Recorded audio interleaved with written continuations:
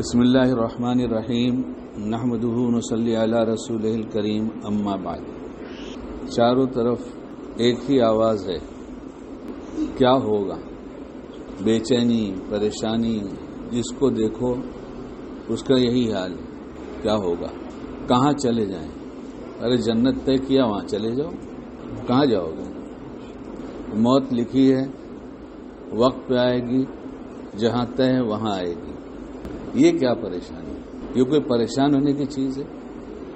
کیا کرنا ہوگا یہ سوچنا چاہیے، کیا ہوگا نہیں، کیا کرنا ہوگا۔ درمیان میں ایک بات یاد آ گئی، ایک آدمی کا مرنے کا وقت ہو گیا تھا اور اسے بھی لگ رہا تھا کہ میں مر جاؤں گا، تو لوگ ایسے وقت میں پہنچ ہی جاتے ہیں۔ تو وہ کہہ رہا تھا، جو مر رہا تھا وہ کہہ رہا تھا، مجھے اس کی فکر ہے کہ میرے مرنے کے بعد میرے بچوں کا کیا ہوگا۔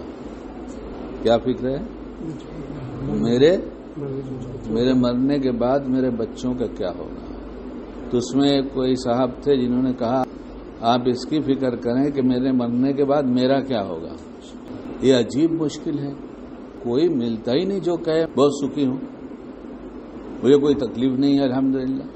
پریشانی، بے چینی حالات سے یہ نہیں ہوتا، گناہ سے ہوتا ہے۔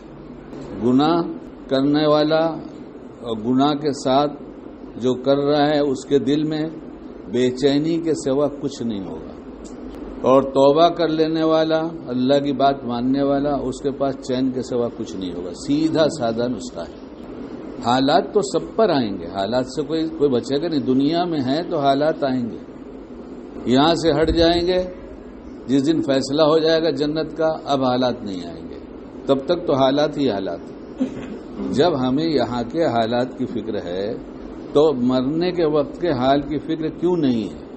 مرتے وقت کیا ہوگا؟ کون ہمارا سہارا بنے گا؟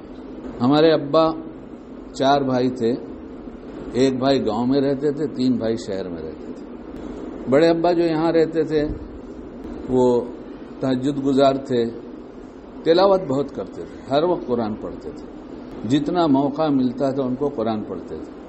ہمیں جتنا موقع ملتا ہے ہم یہ دیکھتے ہیں، موبائل، ذرا موقع ملا کہ یہ دیکھتے ہیں۔ تو ہمارے ابا اور ہمارے چچا بھی اور ان کے بڑے بیٹے وہ کہتے تھے، آپ اتنا نہ پڑھا کریں، کتنا پڑھیں گے؟ تو کچھ بولتے نہیں تھے، بہت کم گو تھے۔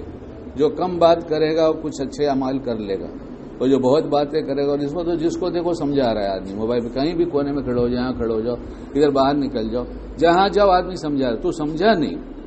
سب سمجھنے والے یہی لوگ ہیں۔ تو سب کا دن آئے گا مرنے کا، ہمارے بڑے ابا کا دن بھی آ گئے۔ اور اللہ کے ایسے ولی تھے کہ اس طرف مکان تھا ایک شیرا خان کا، بڑے ابا کے ہم عمر تھے، ان کا انتقال ہو گیا، جنازہ ایسے گھر کے سامنے سے جا رہا تھا۔ تو بڑے ابا نے کہا، شیرا خان چلو، جمعرات تک میں بھی آتا ہوں۔ اور ایک دن سب کو بلایا اور سب لوگ آ گئے، تو کہا، اب یہ بتاؤ کہ میرے ساتھ وہ پڑھنا جائے گا یا تم لوگ آؤ گے؟ میرے ساتھ کون جائے گا؟ ہمارا تو آخری وقت آ گیا ہے۔